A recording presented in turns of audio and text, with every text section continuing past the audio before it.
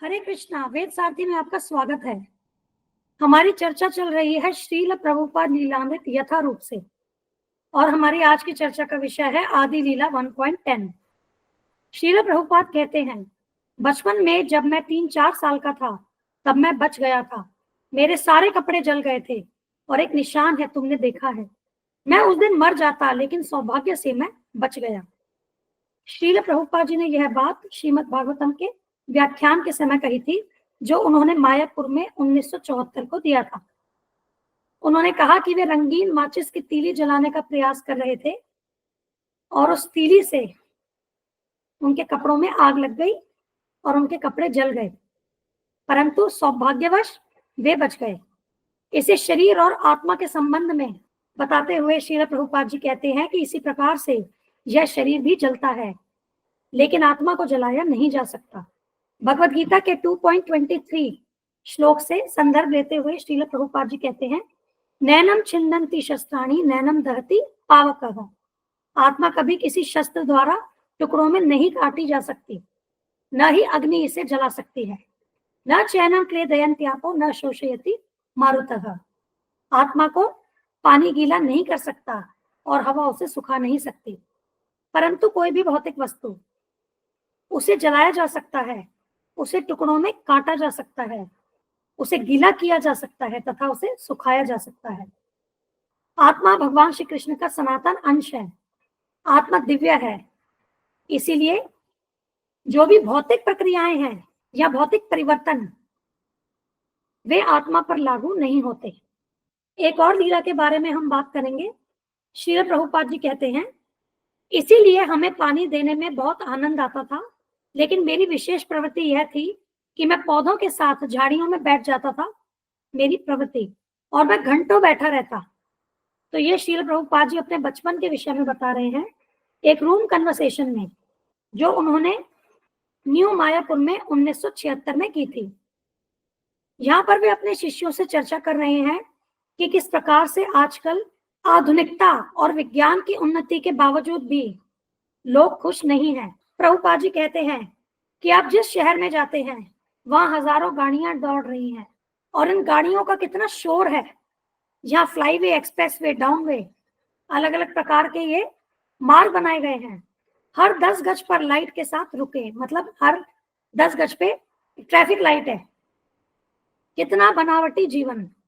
और इन सब चीजों के साथ अगर लोग खुश होते तो ठीक होता, लेकिन वे इतनी तरक्की के बावजूद भी खुश नहीं है।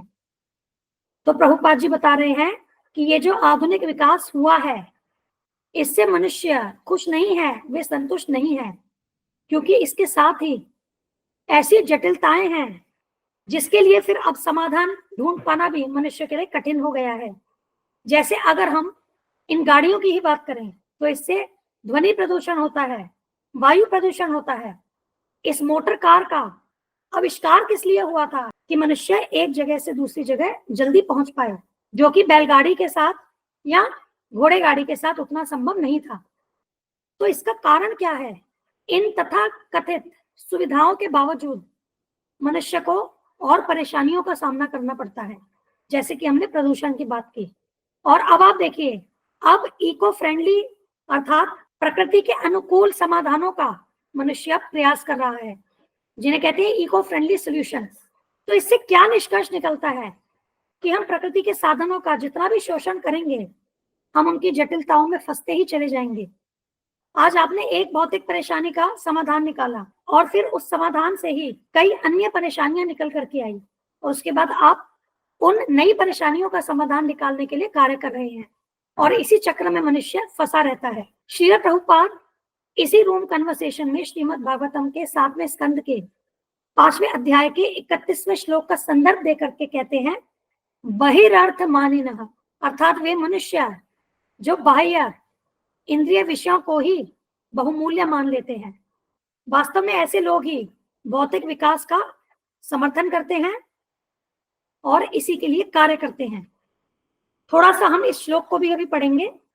यहाँ देखिए, यह श्लोक इस प्रकार से है, न ते विदुः स्वार्गतिं हि विष्णु दुराशया ये बहिरर्थमानिनः अंधा यथांधेर उपनीयमानाः ते शतंत्र्याम उरुदाम निबद्धाः। जो लोग भौतिक जीवन के भोग की भावना द्वारा दृढ़ता बंधे हैं और जिन्होंने अपने ही समान बाह्य इंद्रिय विषयों से आसक्त अंधे व्यक्ति को अपना नेता या गुरु स्वीकार कर रखा है, वे यह नहीं समझ सकते कि जीवन का लक्ष्य भगवत धाम को वापस जाना तथा भगवान विष्णु की सेवा में लगे रहना है। जिस प्रकार अंधे व्यक्ति द्वारा ले जाया गया दूसरा अंधा व्यक्ति सही मार्ग भूल सकता है और गड्ढे में गिर सकता है, उसी प्रकार भौतिकता से आसक्ति अपने ही जैसे किसी दूसरे व्यक्ति द्वारा मार्ग दिखलाए जाने पर सकाम कर्म की रस्सियों द्वारा बंधे रहते हैं, जो अत्यंत मजबूत धागों से बनी होती है। और ऐसे लोग तीनों प्रकार के कष्ट सहते हुए पुनः पुनः भौतिक जीवन प्राप्त करते रहते हैं।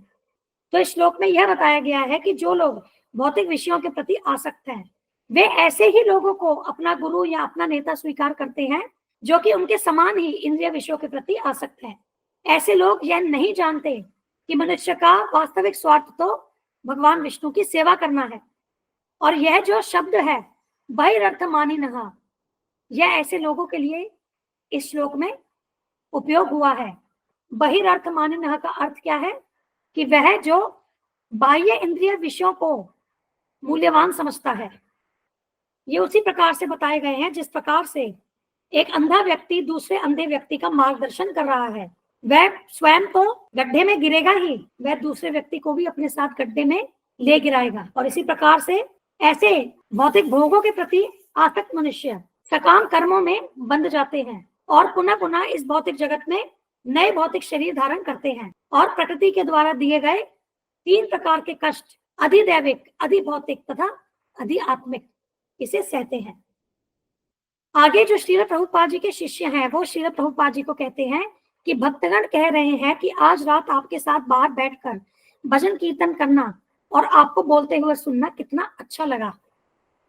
मुझे याद है कि पिछली बार मैं कई साल पहले न्यू वृंदावन में आया था, जब मैं पहली बार भक्त बना था।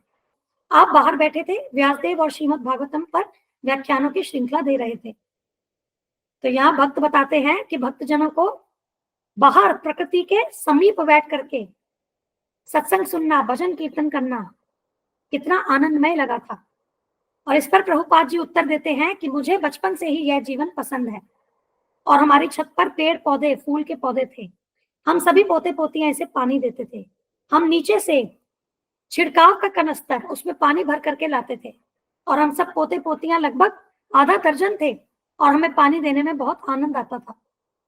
तो प्रभुपाद जी बता रहे हैं कि किस प्रकार से अपने भाई बहनों के साथ बचपन में श्रील प्रभुपाद जी पेड़ पौधों को पानी देते थे और उन सबको इसमें बहुत आनंद आता था। और प्रभुपाद जी अपनी विशेष प्रवृत्ति के बारे में बता रहे हैं कि वे पौधों के साथ झाड़ियों में घंटों बैठे रहते थे। उन्हें इस प्रकार से बैठना बहुत अच्छा लगता था। वे अपने मामा के घर में भी पेड़ पौधों के पास जा करके घंटों बैठे रहते थे। और यही जीवन जो है, जो प्रकृति के समीप जो जीवन है, यही शांतिमय जीवन है। हम आधुनिकता और वैज्ञानिक प्रगति के नाम पर वास्तव में अपने जीवन को और जटिल बना रहे हैं। प्रभुपाद जी इस वार्तालाप के द्वारा हमें यह बता रहे हैं, इन लीलाओं से हमें क्या शिक्षा मिलती है। हम यह शरीर नहीं, हम आत्मा हैं। और यदि हम शरीर की प्रगति के लिए कार्य करेंगे तो वह वास्तविक प्रगति नहीं है, क्योंकि जैसा कि हमने शरीर और आत्मा के भेद के विषय में जाना, तो शरीर से जुड़ी सभी चीजें नष्ट हो जाएंगी।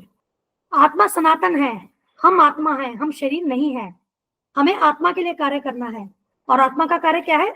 स्वार्थ गतिम ही विष्णु, और वही वास्तविक प्रगति है। तो हमें स्वयं भी वास्तविक प्रगति के लिए कार्य करना है और बाकी मनुष्यों को भी इसके प्रति जागृत करना है। आज हम चर्चा यहीं पूर्ण करेंगे। हम अगली बार बात करेंगे आदि लीला 1.11 पर, जिसमें श्रील प्रभुपाद कहते हैं, बचपन में हम सोचते थे कि ग्रामोफोन के डिब्बे में एक आदमी है और पंखे में एक भूत है। धन्यवाद। हम यह चैनल और इस पर दी गई समस्त वीडियोस हमारे गुरु महाराज श्री कृष्ण कृपा मूर्ति श्री श्रीमद अभय चरणारविंद भक्तिवेदांत स्वामी ठाकुर श्रील प्रभुपाद जी को समर्पित करते हैं। श्रील प्रभुपाद की जय। धन्यवाद। हरे कृष्णा।